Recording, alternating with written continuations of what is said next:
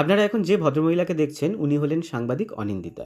ঢলিনি ঢলাতেই একেবারে আমাকে বাদ দিয়ে চলে গেলেন মোহনবাগান স্টেডিয়ামে খেলা দেখতে।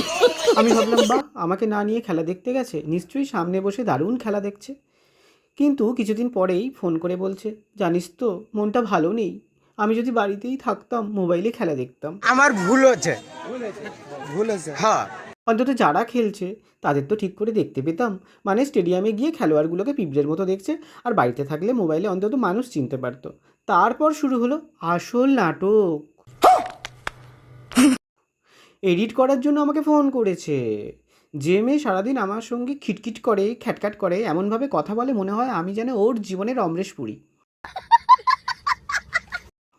সেই মেয়েটাই হঠাৎ ফোন করে একেবারে মিষ্টি গলায় কথা, বাবু ঘুম থেকে উঠেছো? কি বলেছে দেখো, একবার শুনে নাও। হ্যালো। বলছি, বাবু উঠেছো? ঘুমাচ্ছি। বাবা, তুমি হঠাৎ মিষ্টি করে বলছো? কেন, আমি কি মিষ্টি করে বলি না নাকি? বাবু যাতা একেবারে। না, সবসময় খিটখিট করা তো, তাই।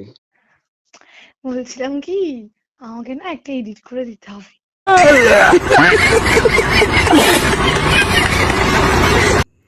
আমি বললাম, আচ্ছা পাঠিয়ে দাও।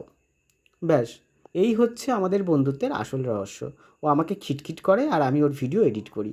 আর অনিন্দিতা যদি আবার ফোন করে বলে, বাবু একটু এডিট করে দাও, তাহলে বুঝে যাবেন ভিডিওটা ওর, কিন্তু কপালটা আমার। যাই হোক, এই ব্লগটা কেমন লাগলো অবশ্যই আপনারা কমেন্ট করে বলবেন। আর আপনাদের জীবনে এরকম যদি ঢলিনি কেউ থাকে সেটাও কমেন্ট করে বলবেন। Thank you so much, tata, good night.